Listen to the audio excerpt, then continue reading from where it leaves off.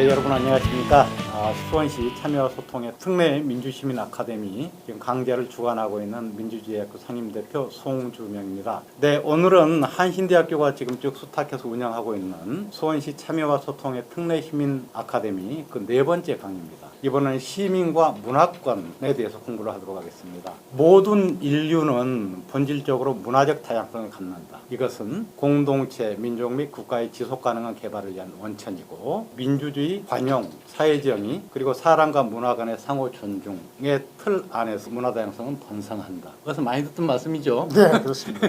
그리고 이는 지방, 국가, 국제적 차원의 평화와 안전을 위해서 아주 필수 불가결하다. 그래서 그만큼 문화 다양성이 우리 삶에 있어서 아주 강력한 전제가 되지 않으면 안 된다는 그런 얘기입니다. 이 부분은 2005년도에 파리에서 채택된 문화다양성 협약의 이 앞에 전문의 일부분입니다. 네, 이 문화적 다양성이야말로 전 세계 모든 시민들이 자유롭고 평등한 주체로 설 수 있도록 하고 우리가 만들어갈 공동체를 보다 더 민주적이고 평화 애호적이고 공존적으로 이렇게 만들어갈 수 있는 원동력이 된다고 저는 생각을 합니다. 오늘의 강의 주제는 영화를 통해 본 문화 갈등의 역사 그리고 문화 다양성 협약이라는 주제입니다. 민주주의와 어떤 시민적인 삶에서 문화 다양성은 기본적인 전제일 것입니다. 아까 말씀드렸듯이요. 그래서 한 사회에서 시민은 지극히 다양한 문화적 원천을 갖고 있죠. 시민 자체가 그렇죠. 국내에서도. 또 그리고 다양한 방식으로 또 삶 그 자체를 영위하고 있습니다. 이것은 어쨌든 하나의 민족 공동체 안에서도 그렇지만은 민족 공동체와 또 다른 민족 공동체 간의 관계 또한 더욱 그렇습니다. 그래서 이 다양함을 승인하고 공존할 수 있는 것 그리고 그 속에서 평등한 공통의 합의를 발전시켜내는 것 이게 굉장히 중요할 거고 그게 어쨌든 우리 사회 그리고 세계적 차원의 어떤 민주주의를 이렇게 심화 발전시키는 그런 길이 아닐까 생각을 합니다. 네, 오늘은 영화라는 산업을 통해서 세계적으로 문화의 불평등이 어떻게 구조화되고 그리고 그 속에서 문화의 경쟁과 갈등은 어떤 양상을 보고 있는지를 살펴보고 그 위에서 채택된 문화 다양성 협약이 우리 사회 그리고 세계적으로 어떤 영향을 미치는지 살펴보도록 하겠습니다. 네, 오늘 강의를 위해서 아주 중요한 강사를 모셨습니다. 우리 영화의 위상을 지키기 위해서 누구보다도 앞장서 노력해 오셨습니다. 네, 영화사 진라라비의 대표 양기환 선생님 소개해드립니다. 잠깐 인사드리시죠. 네, 반갑습니다. 고맙습니다. 네, 우리 양기환 선생님은 이전부터 진짜 그 현장에서 많은 실천 활동을 해오신 분으로 굉장히 유명합니다. 스크린 쿼터 감시단 사무국장도 하셨고요. 문화다양성 포럼 상임이사 하셨고 또 사단법인 스크린 쿼터 문화연대 맞죠? 예. 네, 이사장. 지금도 예, 그렇습니다. 계속 하고 계십니다. 또 그리고 전태일재단 운영위원을 지금 맡고 계시고요. 현재는 어쨌든 영화 전문 유한회사 진라라비의 대표이사를 맡고 계십니다. 또 양기환 선생님은 2000년대 캐나다, 남아프리카의 문화다양성 국제 네트워크, 또 그리고 WTO, 또 프랑스의 문화다양성 국제연대 총회, 또 프랑스 파리의 유네스코 본부 등에서 한국 문화계를 대표해가지고 달제도 하시고 그 대표에서 거기에서 굉장히 중요한 역할들을 많이 해오셨어요. 그래서 국제적 활동도 아주 적극적으로 해오셨습니다. 네, 최근에는 또 유명하신 게 2019년이죠. 코로나 직전 조진웅, 이한희 배우가 주연한 영화 블랙머니를 제작했습니다. 올해는 전태일 여사를 애니메이션으로 다시 재탄생시킨 그런 테일이를 명필님과 함께 공동 제작하기도 하셨죠. 그래서 양기환 선생님 강의를 쭉 해주시는데 양기환 선생님 부탁드리겠습니다. 네, 반갑습니다. 뜻깊은 자리에 여러분을 뵙게 돼가지고요. 영화를 싫어한다라고 하시는 분은 별로 없을 것 같아요. 특히 젊은 사람들. 이제 인쇄 매체의 시대에서 영상 매체로 21세기가 바뀌었죠. 그래서 어떤 영화 한 편이 한 인간의 삶을 송두리째 바꾸기도 하고 지대한 영향을 미치기도 합니다. 그런데 이제 우리가 흔히 보는 영화에 숨겨져 있는 이면들이 치열한 그 뭐라 그럴까 각국 간의 그 문화의 전쟁이라는 표현도 있지만 그런 측면들이 있습니다. 그것은 왜 그런가? 또 영화라고 하는 매체가 어떠한 산업적으로는 어떠한 역할을 하고 있고 그것이 더 중요하게 문화적인 측면에서 어떠한 것을 대중들에게 영향을 미치는지 그런 걸 한번 살펴보겠습니다. 자, 한국의 BTS가 지금 그리고 이제 봉준호 감독이 아카데미를 수상하고 또 지금 넷플릭스에서 뭐 오징어 게임을 이어서 지옥이라고 하는 그 드라마가 지금 뭐 아주 세계적으로 지금 열광을 하고 있죠. 전 세계적으로 한국만 가져가고 있는 제도가 있습니다. 한국의 TV 프로그램이나 음반이나 영화를 지키기 위해서 영화의 경우는 스크린 쿼터제라는 게 있고 음악도 음악 쿼터제가 있습니다. 모든 라디오나 이런 데에서 음악을 방영할 때는 국내의 음악을 60% 이상 편성해서 이렇게 상영되도록 반영하도록 틀어주도록 하는 그 음반 쿼터제가 있고요. TV 프로그램 편성 비율이라는 것이 역시 자국의 프로그램을 컨텐츠를 80% 이상을 편성해서 방영되도록 하는 그런 방송 쿼터제 이런 것들이 사실은 저 밑바닥에 있는 것이죠. 한국에 다른 나라는 거의 없지만 한국에 있는 영화, 방송, 음반, 그 TV 프로그램을 보호하기 위한 이 제도들이 이게 무역의 관점에서 바라보면 이게 사실은 이제 비관세 장벽이죠. 그러니까 지금 전 세계는 하나의 시장이 돼서 상품과 자본이 국경을 넘어서 이동을 합니다. 그런데 국경에서 걸리는 것은 관세라고 하는 텍스, 관세가 걸리고 또 하나 상품과 자본이 그 나라에 다른 나라에 갈 때 걸리는 게 관세 이외에 비관세 장벽이라는 거죠. 그렇게 한국의 영화가 1년에 365일 중에서 146일, 지금은 73일이죠. 73일은 한국 국내 영화를 상영하도록 국내 영화 산업을 보호하기 위해서 있는 제도 이런 것들이 이제 비관세 장벽이 되는 거죠. 음반 쿼터제, 프로그램 편성 비율도 마찬가지입니다. 무역의 관점에서 그렇죠. 무역의 관점에서는 그렇습니다. 그런데 이제 현재는 지금 이제 세계는 무역과 통상이 지배하는 세상이죠. 여전히 우리의 삶은 얼마나 많은 부를 축적하느냐 여기에 머물러 있습니다. 삶의 질이나 어떤 그 인간의 어떤 그 삶을 영위하는 데 있어서 정말 가치 있게 사는 삶이 어떤 것인지에 대해서 대부분은 지금 그 무역과 통상이 지배하는 신자유주의 질서 아래에 있다 보니까 돈을 추구하고 미국의 관점에서 보면 예를 들면 국내에 있는 하이닉스 반도체에다가 공적 자금을 투입해 가지고 한 반도체 회사하고 있고 미국 정부가 반도체 회사다가 아무 지원도 하지 않았어요. 근데 세계 시장에서 경쟁한다고 했을 때 이건 불공정하다고 보는 것이죠. 그런데 문화에 있어서는 할 수 있다, 해야 된다라고 하는 게 지금까지 국제법상 합법적인 거라는 거죠. 왜 그러느냐는 건데 영화 한 편이 생산될 때, 제작될 때는 한국 영화 평균 제작비가 70억이라고 치고 헐리우드 미국 영화의 평균 제작비가 1000억이라고 치면 한 편을 제작할 때는 한국 영화 70억이 들어가고 미국 영화 1000억이 들어가지만 이것을 카피를 합니다. 복제를 하는 거죠. 필름을 프린터를 복제해서 이것을 국경을 넘어서 일종의 덤핑인 거죠. 어떤 의미에서는. 그러니까 1000억을 들여서 만들어진 상품과 한국 영화 시장 70억을 들인 영화 상품이 시장에서 극장 입장료 9,000원에 입장료 10,000원에 똑같이 경쟁하는 것입니다. 그런데 만일 GDP가 더 낮은 동남아시아 어느 나라에 가면 그 나라의 영화 평균 제작비가 뭐 5억일 수도 있고 10억일 수도 있어요. 극장 입장료가 한국 돈으로 200원일 수 있어요. 그럼 5억 들인 영화, 그 나라 평균 제작비 5억 들인 영화하고 1,000억 들인 헐리우드 영화하고 시장에서 200원에 경쟁하고 있는 거예요. 이렇게 고무줄처럼 가격 이것을 마음대로 할 수 있다라는 거죠. 그러니까 일반 상품에는 불가능한 겁니다.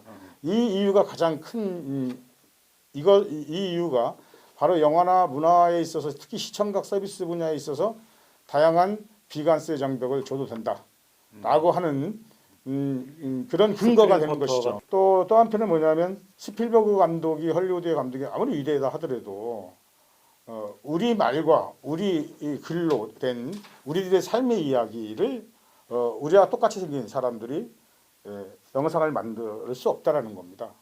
헐리우드 영화가 주는 감동과 예컨대 경상도, 전라도, 사투리가 진하게 섞여져 있는 우리의 영상물이 대체할 수 없다라는 겁니다. 우리가 쓰고 있는 모든 일상의 상품들은 다 대체가 가능합니다. 저 카메라, TV, 냉장고, 모든 자동차, 모든 상품들은 국내에서 생산하지 않아도 제3세계에서 생산한 것을 대체해도 아무 문제가 없습니다. 하지만 문화상품, 특히 영화, 방송, 음반 등 시청각 서비스 분야의 이 문화상품들은 그 나라의 산물이기 때문에 언어를 매개로 만들어지기 때문에 대체 불가능하다. 따라서 자유무역의 대상이 될 수 없다라고 하는 인식, 보편적 인식이 있기 때문에 문화 쪽에는 다양한 비관세 장벽을 둘 수 있다 이런 거고요. 또 하나 얘기할 수 있으면 전 세계의 공용어처럼 쓰고 있는 영어 문화권, 이거와 소수민족의 한반도에 우리가 쓰고 있는 이 한글, 이 언어 시장의 크기, 문화 시장의 크기에 따라서 경쟁력을 갖기 때문에 일반 상품과 똑같이 취급할 수 없다. 이런 겁니다. 그래서 이런 세 가지 이유 때문에 영화가 그런 거죠. 그런데 영화 한 편이 극장의 매출로 끝나는 것이 아니라 영화 한 편이 극장에서 상영되면 이것이 어디로 갑니까? VOD 시장으로 가죠. 공중파 케이블 가죠. 또 OTT 시장도 가죠. 또 어디로 갑니까? 이 연관 산업의 어떤 부분이냐? 게임 산업, 펜시, 캐릭터, 출판, 뭐 OST 음반 아까 말씀드렸나요? 다양한 연관 산업을 갖습니다. 또 아울러 어느에서 예를 들면 배용준이 윤사마가 뭐 남이섬에서 촬영을 했다. 거기는 이제 성지가 되는 거죠. 일본 관광객들이 그 앞에 거길 찾고. 따라서 영화 산업은 관광 산업의 전광판이라도 부릅니다. 이렇게 21세기 굴뚝 없는 산업으로서 굉장히 큰 역할을 한다는 거죠. 미국의 경우 미국의 GDP 5%를 바로 영상 산업이 차지하고 있다. 그래서 미국의 통상을 담당하고 있는 미국 정부는 이 영상 산업의 목소리를 절대 무시할 수가 없습니다. 제일 첫 번째로 그 목소리를 반영하는 것이죠. 그다음에 두 번째가 산업적인 이런 엄청난 부가가치를 창출하는 산업적인 측면 이외에 더 중요한 것은 문화적인 측면입니다. 우리가 잘 아시다시피 전 세계가 굉장히 충격에 빠졌죠. 2001년 9월 11일이 어떤 날입니까? 9.11 테러죠. 쌍둥이 빌딩이 그냥 무너졌어요. 제국의 본토가 유린당한 것은 아마 미국 역사상 최초의 일일 것입니다. 그 테러와의 전쟁이 벌어지고 지금 오늘 이 상황까지 와 있는데 그해 12월 달에 백악관에서 헐리우드 영화 제작자와 유명 감독들이 은밀하게 네오콘들과 만납니다. 거기서 나오는 얘기가 뭐냐? 미국적 가치와 미국적 생활 방식이 위협받고 있다. 어떻게 하면 미국적 생활 방식과 미국적 가치를 효과적으로 프로파간다 할 수 있을까? 선전할 수 있을까? 무엇을 통해서? 소리 없는 프로파간다. 영상을 통해서. 따라서 그걸 논의했고 그 다음에 2003년에 제일 먼저 이제 그 아프가니스탄을 가죠. 그래서 탈레반 정권을 추출하고 이어서 2003년에 다시 이라크의 후세인은 대량 살상 무기가 있다. 얘네들 지원한다라고 명분으로 또 침국을 합니다. 두 달 만에 바그다드를 점령을 했죠. 그리고 나서 미국이 제일 먼저 한 게 뭐냐? 바그다드에 위성방송을 세운 겁니다. 그래서 그 위성방송을 통해서 미국의 뉴스, 미국의 관점으로 된 뉴스를 이라크 민중들에게 보여주고 또 그걸 통해서 미국적 가치와 미국적 생활 방식을 내면화시키는 일종의 프로파간다의 진지가 되는 거죠. 이렇게 영상은 엄청난 이 사람들한테 그런 영향을 줍니다. 그 영상을 통해서 이 누르르 씹는 이 추인껌을 저는 씹으면서 미국적 가치와 미국적 생활 방식이 서서히 저한테도 내면화가 된 거죠. 이걸 가리켜서 우리 뭐라 그러냐면 트랜스 컬처, 문화 전환자. 이거 보편적으로 많이 쓰는 말입니다. 문화 전환자가 된다라는 거죠. 바로 미국의 세계 패권은 군사적 행동과 함께 반드시 수반되는 것이 바로 영상물입니다. 수리 없이 드라마가 국경을 넘어서 가고 그리고 영화가 가고 그래서 미국적 가치와 미국적 생활 방식을 내면화시키는 거죠. 이런 것 때문에 이 영화 시청각 서비스 분야를 둘러싼 자본주의가 발달하면서 점차적으로 이제 미국의 입장에서는 미국의 영상물들이 국경을 넘어서 가야 되는데 유럽에서 자꾸 걸리니까 여기서부터 갈등이 생기는 거죠. 그래서 1차 대전이 벌어지면서 역시 굉장한 갈등, 특히 스크린 커터제, 방송 커터제를 둘러싸고 미국과 프랑스를 포함한 유럽이 이제 부딪힌 거고, 그리고 1940년대 이제 들어서서 2차 대전 이후에 또 한 차례 미 본토는 전쟁으로 뭐 이렇게 어떤 폐허가 안 돼 있고 유럽은 전체를 다 폐허 있기 때문에 많은 유럽의 영화인들이 헐리우드로 넘어가죠. 그래서 헐리우드 영화 산업은 계속 성장하는데 유럽은 다 완전히 파괴됐고, 이러면서 당시에 있던 스크린 커터 제도를 미국이 이제 채권 채무 전쟁이 끝나면 승전국과 패전국에서 나눠야 되지 않습니까?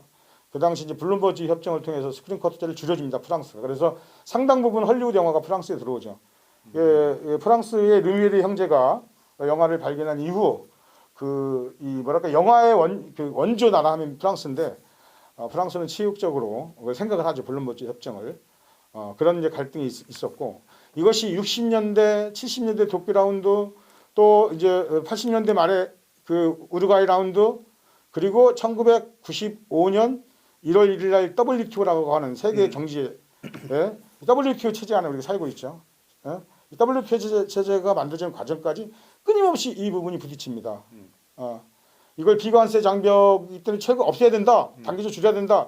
무슨 소리냐? 이거 문화는 일반 상품이 다르다. 콜라나 사이다나 무슨 뭐 자동차나 이런 거 똑같이 할 수 없다.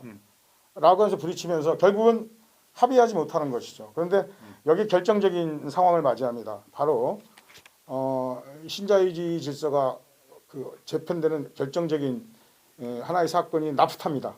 1994년 북미 자유무역협정. 미국과 캐나다와 멕시코가 세 나라가 자유무역협정입니다. 그러니까 상품과 자본이 국경을 넘어서 마음대로 왔다 갔다 하자. 시장의 파이를 키우자. 이런 게 이제 한마디로 자유무역협정인데 이때 프랑스는 캐나다는 영어 문화권이 미국과 붙어 있고 이런 여러 가지 비관세 장벽을 다 없애면서 캐나다의 음반 시장이 작살났습니다. 95%가 미국이 차지하는 거예요. 출판 시장의 80%를 캐나다의 출판 시장을 미국이 장악하는 거예요. 문화 서비스 분야까지 완전히 그렇죠. 열어버리니까요. 네. 영화는 다 뭐 완전히 끝장나고 그다음에 멕시코의 영화 산업도 대단했습니다. 근데 멕시코의 쿼터제도 미국의 압력에 의해서 결국 그 협상 과정에서 줄여지죠. 그래서 이걸 보면서 유럽이 경악하는 거죠. 그러면서 WTO 체제 안에가 되면서 이 무역 통상이 지배하다 보니까 양자 간 BIT 투자 협정이나 또는 양자 간의 자유무역 협정 FTA 이를 추진하면서 각계격파를 미국이 하면서 이 시청각 서비스 분야에 있는 비관세 장벽을 없애도록 그렇게 요구하는 것이죠. 그러면서 이제 이렇게 됐다가 나중에 이제 프랑스를 포함한 몇몇 유럽만 남아 있겠다. 이런 생각 위기의식에 있는데 한국에 바로 IMF 위안위기 98년도 맞이하면서 김대중 정부가 들어섰고 외자 유치를 위해서 달러를 미국에서부터 와야 되는데 그래서 미국과 BIT를 맺자. 네. 투자협정을 맺자. 이러면서 제기가 되니까 미국이 바로 이의 저리의 기회를 놓칠세라. 쌍무적 투자. 그렇죠. 그래서 양자간. 그래서 한국의 스크린 커터제를 공격하기 시작합니다. 그래서 영화인들이 99년도부터 인권택 감독의 삭발부터 시작. 그렇죠. 저기 보니까 뭐 이병헌 저 황정민, 네. 전도연 뭐 다 있죠. 네, 네. 모든 영화인들이 뭐 3일 동안 5일 동안 제작 중단 파업도 하고 유명한 분들 뭐 하여튼 명동성당에서부터 시작을 해서 한 8년 동안 영화인들이 저 스크린 커터를 지키기 위한 투쟁을 했죠. 그 과정 속에서 우리가 상상할 수 없는 수많은 전 세계 문화예술이 또는 정부까지 나서서 우리를 지지했다라는 거예요. 네, 네. 그 유명한 게 이제 자크랑 당시 유기위원장이었고 이 프랑스 문화 정책의 근간을 세웠다고 해서 굉장히 존경받는 분이 자크랑이었습니다. 네. 앙드레 말로와 함께 자크랑이 10년 이상 문화부 자크랑 장관하고도 요 대담을 한번 하신 적이 있죠. 그렇죠. 어디선가 사진을 봤는데 그 사진을 그 자크랑 유기위원장은 이제 김대중 대통령한테 친필 편지까지 보냈죠. 그 공개 안 하니까 스스로가 언론에다 공개했어요. 사실은 외교적인 사실은 이렇게 프로토콜에 조금 문제가 되긴 하지만 그럼에도 불구하고 공개할 정도까지 하면서 전 세계 문화예술인들이 여러분의 투쟁은 우리들의 투쟁이다. 여러분 뒤에는 우리가 있다는 걸 잊지 마라. 절대 포기해서는 안 된다라고 지지와 격려를 보냈어요. 그 이유는 바로 이렇게 되면 세계 질서는 다양성은 것을 해결된다는 거죠. 미국적 가치와 미국적 생활 방식이 내면에는 영상물만 보고 잘할 수밖에 없다라고 하는 것들을 수많은 역사적 경험 속에서 그리고 북미 자유무역 협정을 통해서 한국의 사례를 보면서 특히 한국은 그 스크린 커터라고 하는 제도 하나 가지고 부산영화제의 조그만 그 변방에서 시작했는데 엄청난 영화 산업이 발전을 하는 거예요. 네, 네. 이 영화가 실제 제작되어도 극장에서 사용되지 않으면 이건 영화가 아닙니다. 프린트에 필름. 근데 한국 영화를 제작해도 스크린 커터제가 있어도 극장에서 영화가 걸리지 않기 때문에 제작비가 회수가 안 되는 거예요. 제작비가 회수돼야 다시 또 그걸로 영화를 제작하고 또 배급되고 상영돼서 또 회수되고 이런 산업의 선순환 구조를 갖는데 그게 안 되니까. 근데 스크린 커터제가 작동이 되면서 한국 영화 산업이 40% 시장 점유율. 국내에서 자국 내에서 영화 산업 시장 점유율 자국 영화가 40%를 갖는 나라는 불행하게도 5손가락도 안 됩니다. 미국, 인도, 중국, 한국, 프랑스 이 정도 나라입니다. 유엔에 가입해 있는 나라가 200개가 넘는 나라들이 있다고 하면 이렇게 자국 내에서 시장 점유율뿐만 아니라 이 산업적인 이 메커니즘을 갖고 영화 산업이 존재한 나라는 20개 나라도 채 안 된다. 다시 말하면 자신들의 영상 언어를 통해서 자신들의 삶의 이야기를 통해서 자신들의 국민들과 함께 영상물을 보는 나라는 20개 나라도 안 된다. 그럼 무엇을 보느냐? 헐리우드 그걸 본다. 따라서 헐리우드 영화는 전 세계 영화 시장의 6%를 생산하지만 시장 점유율은 85%, 90%입니다. 이게. 그 이유는 아까 말씀드렸죠. 한계 생산비가 제로다. 한 편을 만들 때 그렇게 들어가지만 개별 가격 정책을 쓸 수 있어. 국경을 넘어서 마음 덤핑 형태로 할 수 있기 때문에 그런 상황이기 때문에 지금 현재 장악하고 있는 여기에 위기를 느낀 겁니다. 사실은 저 위에 문화 다양성 협약이라고 돼 있는데 우리 정부는 문화 다양성 협약을 하면서 문화부에 보니까 뭐 다문화 가정 온갖을 다 집어넣었어. 좋은 말들은.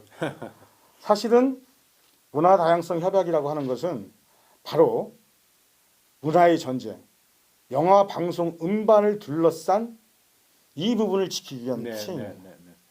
그래서 1947년에 가트 협약이 맺어질 때 무역 및 관세에 관한 일반 협정이라는 걸 맺죠. 주요한 경제 두국 한 30개 나라가 가트 협정을 맺으면서 문화적 예외로서 스크린 쿼터제나 방송 쿼터제, 음반 쿼터제 이런 시청 강물에 대해서 특수성이 있으니까 비관세 장벽을 줘도 된다라고 하는 문화적 예외를 뒀는데 문화적 예외라는 말이 상당히 수세적이에요, 그죠? 네, 문화적 예외가. 네, 굉장히 이게 수세적이란 말이에요. 말 자체가. 이것을 어떻게 하면 공세적으로 전환시킬까라고 해서 나타난 게 문화 다양성이라는 거였습니다. 프랑스가 시작한 거죠, 사실. 세계에서는 전체는 다 무역 부분 자유화하는데 문화만 예외로. 그렇죠. 예. 굉장히 궁색하고 좀 더 적극적으로. 수세적으로. 그래서 공세적으로 전환해서 문화 다양성이라는 말을 그래서 프랑스가 사실은 만들어냈고요. 문화 다양성의 협약은 좋은 수많은 얘기가 있지만 핵심은 바로 시청각 서비스 분야를 지키기 위한 국제법이죠. 다시 말하면 이 지금 일종의 산업적 의미가 굉장히 강하네요. 굉장히 크죠. 아까 했지만 영화가 그 시청 강물이 갖는 것이 산업적인 뿐만 아니라 문화적인 측면에서 그렇죠. 양측이 너무나 크기 때문에 네네. 거의 90%를 차지하는 거예요. 문화의 전 영역에 있어서. 네. 그렇기 때문에 그걸 지키기 위한 싸움인데 이것을 사실 아는 사람 별로 없습니다. 학계도 그렇고요. 저는 그 문화다양성 협약이 만들어지는 과정 99년 베를린에서부터 전 세계 40개 나라를 다니면서 수없이 가서 발제를 했어요. 그 이유는 한국이 가지고 있는 이런 스크린 컷터 제도 같은 제도를 두더니 영화 산업이 이렇게 발전하더라. 너희들도 돌아. 이런 얘기죠. 그러니까 지금까지 프랑스만 막 주야주창 얘기하다가 거의 미국의 식민지와 비슷한 한국에서 조그만 나라에서 이걸 지키기 위해서 투쟁들이 있었고 그런 제도를 뒀더니 이렇게 발전했다는 사례가 있는 거예요. 자, 2001년도에 중국이 WTO에 가입합니다. 중국은 이전에 자국 영화를 헐리우드 영화를 20편 이상 국내에 중국에서 상영 못하도록 법으로 금지했어요. 근데 이제 WTO 체제에서 그 불가능하거든요. 네네. 시장 개방을 해야 되거든요. 그래서 국제법적으로 합법적인 게 뭐가 있냐라고 해서 스크린 쿼터제를 주목한 겁니다. 그래서 중국 CCTV나 중국 당부가 굉장히 저희 사무실을 많이 방문했어요. 그래서 우리 제도를 인용해서 지금은 중국의 쿼터제가 66.6%입니다. 자국 영화를 66.6% 상영해야 돼요. 중국은. 네. WTO에 가입하면서 합법적인 제도로 이 스크린 쿼터제를 주목하고 한 거죠. 개방을 해야 되는 상황에서. 네네네.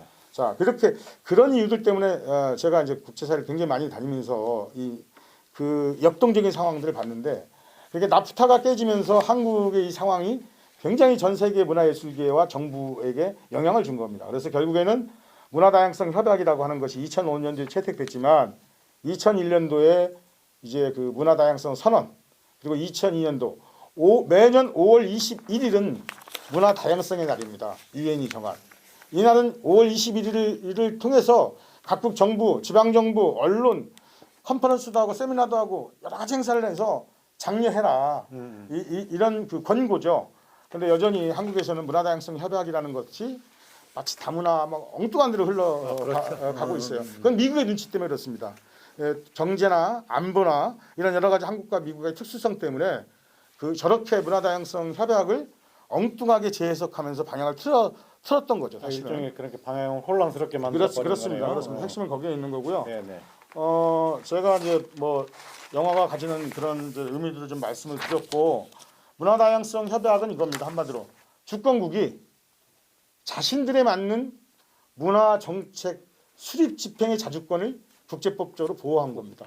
보장한 거죠. 보호한 거예요. 그러니까 너희 나라가 포토제를 주든지 보조금을 주든지 그건 합법적이다라는 거죠. 그러면 문제는 이제 원래 미국은 유네스코를 탈퇴했어요. 그런데 당시 곤들리자 라이사 국무장관이 이 유네스코 본부에 왔어요.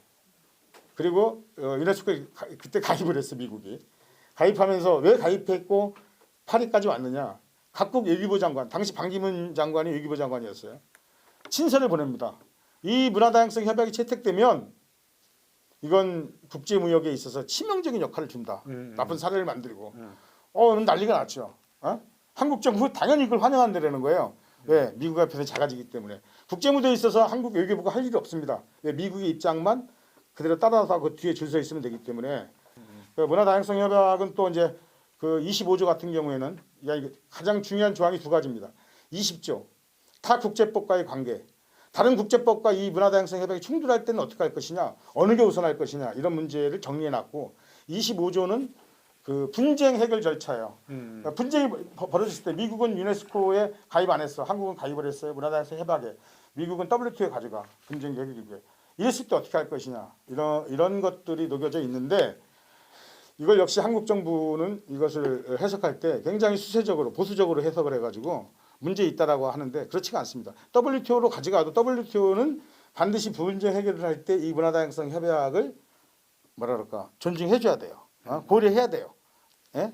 고려하지는 안 됩니다. 그런 조항들이 있고 어쨌든 이건 뭐 협약은 재미없는 거라서 대충 뭐 그런 정도로 네. 협약에 대한 내용 어쨌든 말씀드리고 이런 문화를 지킬 수 있는 예외적인 부분들을 적극적으로 그렇습니다. 보호할 수 있는 장치를 만든 게 어쨌든 문화 다양성 그렇습니다. 협약이다. 예, 이렇게 예. 얘기할 수 있겠고. 법적 공백을 네네네. 문화에 관한 이 무역과 통상에서 법적 공백이 있었는데 그 법적 공백을 채워넣은 겁니다.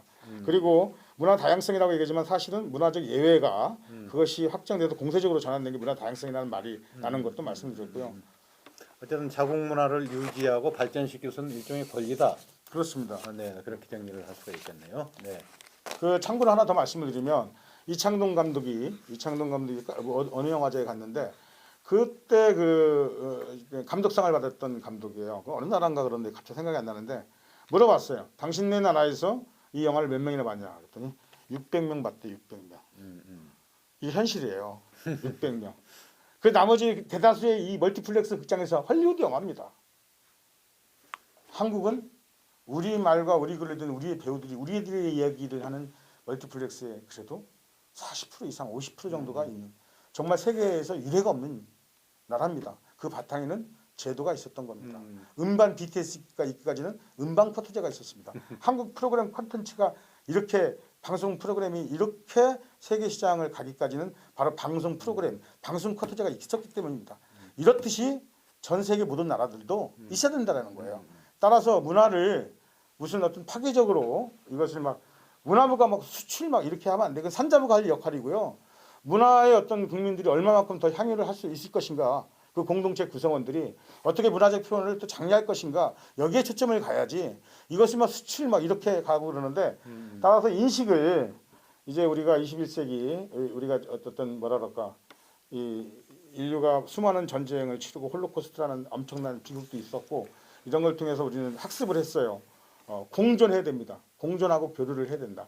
따라서 어느 나라들도 자신들의 말과 글로 된 자신의 영상 언어를 가져야 되고 그들의 삶의 이야기를 표현해야 되고 그것이 서로 교류돼야지 무역의 관점으로 파괴적으로 가서는 안 된다. 그리고 이 공존과 교류는 바로 평화의 기초다. 평화의 기초. 그렇죠. 타자를 인정하는 것. 그래야 인류가 공동체가 같이 있는 거죠. 그리고 한 나라의 유명한 그 칠레의 노벨상을 받았던 그 소설가가 했던 유명한 얘기가 있는데 그 넓은 정원에 하얀 꽃으로만 꽃들이 심어져 있어요. 그게 뭐 아름답냐. 빨간 꽃, 노란 꽃, 파란 꽃 막 어우러진 모자이크된 세상일 때 아름다운 게 아니냐. 어떤 저건 소리입니까? 2010년도에 아비뇽에 갔었습니다. 아비뇽 포럼이라고 그러니까 세계 경제 위기를 겪으면서 여러분 잘 아시다시피 스위스 다보스에서는 다보스 포럼이라는 게 열리죠. 전 세계 경제 돈 있는 분들이 다 모여서 정치인들 또 이 부르주아 학자들 데려다 놓고 자본주의에서 어떻게 하면 시장 개방을 더 많이 증진시킬 것인가 이런 걸 논의하는 게 아마 다보스 포럼이죠. 그것에 대칭돼서 브라질의 포토 알레그레에서 세계 사회 포럼이라는 걸 열었었죠. 근데 이제 아비뇽이라는 곳에서는 이 경제 위기를 극복할 수 있는 것은 문화에서 찾아야 된다. 문화 서비스에서. 그래서 아비뇽 포럼을 대대적으로 했어요. 저기 전 세계 유명인사가 다 모였습니다. 뭐 프랑스 특공대가 전부 다 이 에스코트하고 파리 북녘에서 아비뇽까지 그 특급 열차를 타고 가고 문화부 장관 총리 다 오고 그때 저 양반은 저분이 이제 데릭 글러먼인가 그 네. 미국 GDP 5%를 생산하고 나르는 국무성이라고 불리우는 영화산업 MPAA 회장입니다. 그러니까 로비스트들. 미국 영화산업 회장은 그 가장 영향력 있는 로비스트입니다. 그렇죠. 정부와 관계없어요. 그래서 저 양반의 연봉이 4천억? 4천억. 그 당시에. 그래서 누가 어느 기자가 저보고 4천억 vs 양기환 연봉 2천만 원 이렇게 얘기한 적도 있었는데. 저때 무슨 말씀을 저렇게 나눈 겁니까? 저때 이제 저 양반이 우리를 피했어요. 이제 우리가 신문을 보니까 그렇죠. 상당히 평행선을 달렸던 뭐 그런 건데. 예, 그렇습니다. 저 서울신문에서 아마 그 기사가 옆에 있다 기사를 썼는데 저 양반이 안 올라가다가 온 거예요. 그러니까 한국의 스크린커터 막 투쟁을 할리우드와 싸우고 있기 때문에 제가 이제 별명이 리틀 자이언트 양입니다. 리틀 자이언트 양을 주목하는 거죠. 그래서 만나자 자꾸 피하는 거예요. 근데 사람이 기자들이 있으니까 안 만날 수가 없는 거예요. 테이블에 앉아가지고 우리 통역을 시켜서 지금 얘기하고 있는 겁니다. 왜 너희들은 스크린커터제라고 하는 이런 합법적인 제도가 있다. 우리 용인해 준다라고 국제 무대에서는 얘기하지만 이렇게 한편으로는 미국 USTR 우리 통상대표부를 압박해서 한국 정부를 압박해가지고 커터를 줄이려고 이런 이중적인 모습을 태도를 취하느냐. 너 문화당선 해봤다 어떻게 하느냐. 이런 것을 질문을 공세적으로 하게 돼요. 그래서 대답은 뭐 잘하죠. 그렇습니다. 그런 장면입니다. 네. 아무래도 지금까지는 이제 국가와 국가 사이의 관계를 그렇죠. 중심으로 말씀하셨어요. 그래서 왜 문화 다양성이 중요하냐. 여태까지는 뭐 무역 질서라는 것은 다 자유화되는데 말이죠. 문화나 문화산업이라는 것은 그렇게 돼서는 안 되고 예외가 인정이 됐는데 자꾸 예외라고 하니까 자유화시키면서 이것을 예외를 더 없애려고 하잖아요. 그렇습니다. 그죠? 이 비관세 장벽이라고 얘기하는 것도 역시 마찬가지입니다. 네, 그렇습니다. 근데 그렇게 얘기하지 말고 이제는 문화 주권, 문화적 다양성을 적극적으로 보호하고 발전시켜 나가는 개념으로 만들자 이렇게 해서 국가 대 국가라는 이 관점에서 설명이 되는데 자 지금 얘기하는 이런 문제들도 있을 것 같아요. 우리 영화 산업의 문제점을 좀 보면은 첫 번째 한국 영화 산업이 굉장히 수직 계열화되었다라는 이런 부분들 있잖아요. 좋습니다. 이 부분들도 좀 말씀 좀 해주셔야 될 것 같아요. 그러니까 자 제가 네네. 그러니까 지금 한국 영화는 CJ, 롯데, 메가박스 대기업 자본 3사가 거의 장악을 하고 있습니다. 특히 상영 이 3사는 제 작품에 투자도 해요. 근데 배급도 해요. 그다음에 극장 가지고 있어서 상영도 해요. 그러니까 이 수직 계열화해서 독과점을 하고 있는 거죠. 스크린 독과점을. 특히 CJ는 50%가 넘어요. 극장 전체 매출액의 CGV가 차지하는 게. 네. 그리고 이 3사가 합해서 98%가 넘습니다. 지독하네 완전 그렇죠. 전 세계적으로 이런 네, 나라는 네, 없어요. 네, 네. 극장 대기업 자본 3사가 계열화 시켜가지고 전체 극장 매출의 97, 98%를 차지하고 있는 나라는 대한민국밖에 없습니다. 이것은 우리가 헐리우드가 세계 시장을 독과점하듯이 이 국내 우리가 그때는 스크린커터 98년부터 싸워서 2006년까지, 2010년까지 그리고 저는 잠시 떠났는데 그 사이에 그 자리를 이제 국내의 대기업 자본이 독과점을 하고 있는 거예요. 여기에 디즈니가 거기 들어오면서 들어오고 이러면서 그래서 지금 한국 영화 산업은 생태계가 굉장히 위기의 상황입니다. 그렇죠. 그래서 이런 영화 얘기를 어쨌든 문화 다양성을 중심으로 해서 국가 간의 공존을 확보하더라도 국내에 돌아보면 그렇죠. 너무나도 대기업이 그냥 독식을 해버리는 그렇습니다. 문화 다양성 협약에 의해서도 저건 위배되는 것이고요. 그렇잖아요. 그렇죠. 그래서 사실은 우리가 한국 영화 1000만이다. 뭐 보통 지금 코로나 이전에는 보통 1년에 한 두세 편씩 1000만이 나왔어요. 네네. 근데 이게 바람직하냐는 거예요. 예? 그러니까. 적어도 2, 300만 원씩 되는 영화들이 그렇군요. 6, 7편, 8편 이렇게 다양하게 굉장히 이렇게 나와서 다양하고 그렇게 하는 건데 경쟁하듯이. 문제는 멀티플렉스에 가면 10개 가면 겨울왕국이 8개가 깔려져 있어요. 저 화면에 나오잖아요. 네네. 저 화면에 나온 상황들을 한번 좀 설명을 해주세요. 저건 이제 김어준의 김어준 씨하고 같이 뉴스공장에 하는데. 나가가지고 얘기했던 건데요.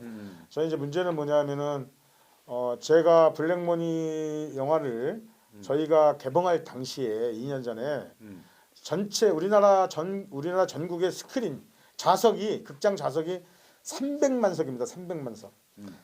그래서 저희 영화가 60만 석에서 시작을 했어요. 개봉할 때. 근데 개봉하자마자 박스오피스 1위를 됐습니다. 워낙 평점이 좋았고. 그렇죠. 그리고 주말을 수목금토를 지나면서 100만을 찍었어요.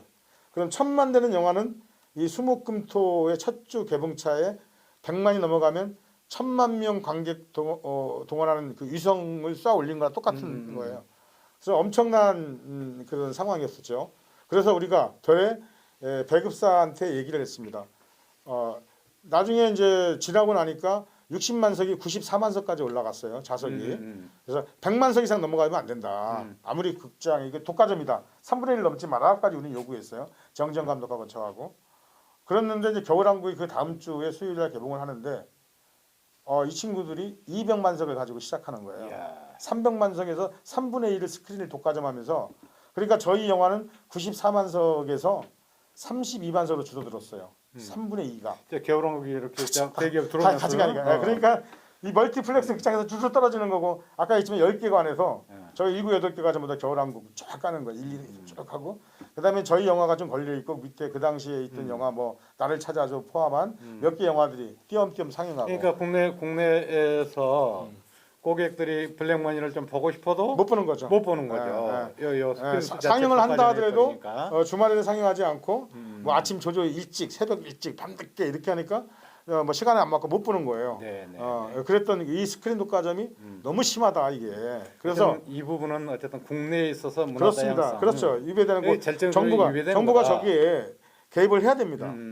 예를 들면 홀드백 시간. 다시 말하면 2차 부가 판권 시장으로 갈 때 기간을 적어도 영화 개봉 이후에 6개월 정도의 둘을 두면 영화가 한 달만 끝나는 게 아니라 2달, 3달. 만일에 그 200만 석 가지고 한 달에 끝날 게 아니고 뭐 50만 석 가지고 3달, 4달 할 수 있는 거거든요. 그럼 다 볼 수 있다라는 거죠. 그리고 이걸 이제 홀드백이라고 합니다. 홀드백을 일정하게 해야 됩니다. 얼마든지.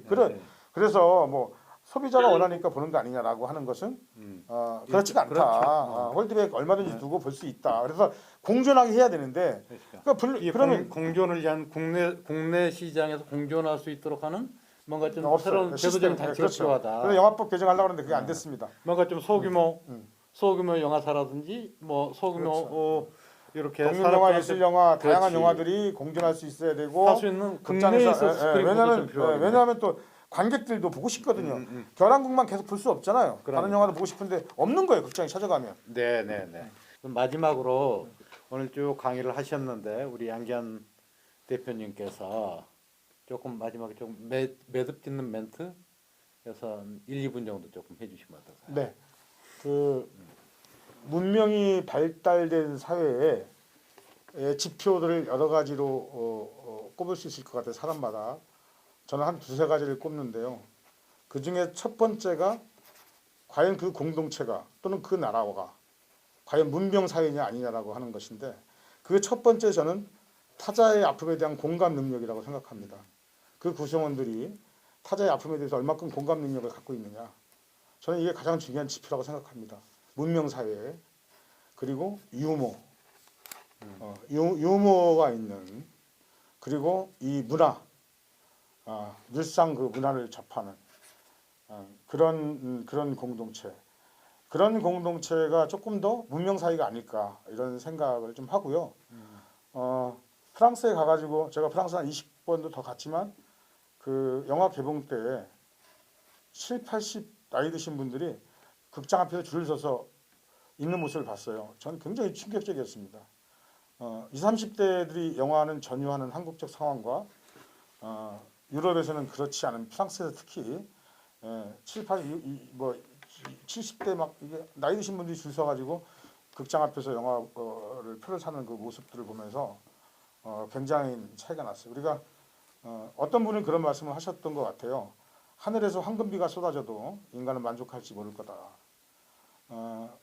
우리가 진정한 행복은 무엇인가 그런 고민들을 하면서 다양한 가치들이 공존하고 그리고 이게 교류하고 이것이 평화의 기초다 이런 생각이 들고 이 뜻깊은 오늘 그 시간을 여러분과 함께 할 수 있어서 진심으로 감사드립니다. 그 영화 두 편을 좀 추천하려고 합니다. 지금 현존하는 사이파 최고의 감독으로 치는 분이 영국의 켄 로치 감독입니다. 켄 로치 감독의 보리밭을 흔드는 바람이라는 영화가 있습니다. 보리밭을 흔드는 바람. 그리고 그 보리밭을 흔드는 바람의 후편이 해당되는 영화가 지미스 홀입니다. 지미스 홀. 실존했던 인물이죠. 아일랜드의 역사. 네. 우리보다 더 서글픈 아일랜드 역사. 근데 그 아일랜드하고 잉글랜드, 스코틀랜드가 있지만 잉글랜드로부터 얼마만큼 그렇게 핍박을 받고 또 안에서도 우리가 남북이 이랬듯이 아일랜드 역사도 어떻게 됐고 그 속에서 인간의 갈등이 어떻게 벌어지고 형제간에 어떻게 총을 나누고 이런 것들이 우리 삶과 현실과 비교해 보면서 아주 의미 있는 영화일 것 같아요. 그래서 켄 로치 감독 그 보리밭을 흔드는 바람과 그리고 지미스 홀을 보시면 지미스 홀은 그 실존했던 인물을 근거로 실화를 바탕으로 영화했던 것이고요. 그분이 미국에서 망명해서 결국 아일랜드 땅에 못 갔어요. 마지막에 묻히고 싶다는 못 갔는데 이 진정한 풀뿌리 민주주의, 이 진정한 자치는 어떤 것인가라는 것을 지미스 홀이라는 영화를 통해서 아마 보실 수 있을 것 같아요. 네, 그럼 오늘 강의 이 정도 마무리하겠고요. 모두 함께해 주셔서 고맙습니다. 고맙습니다. 네, 수고하셨습니다. 양기환 감독님. 수고하셨습니다. 네, 손 한번 잡겠습니다. 네, 네.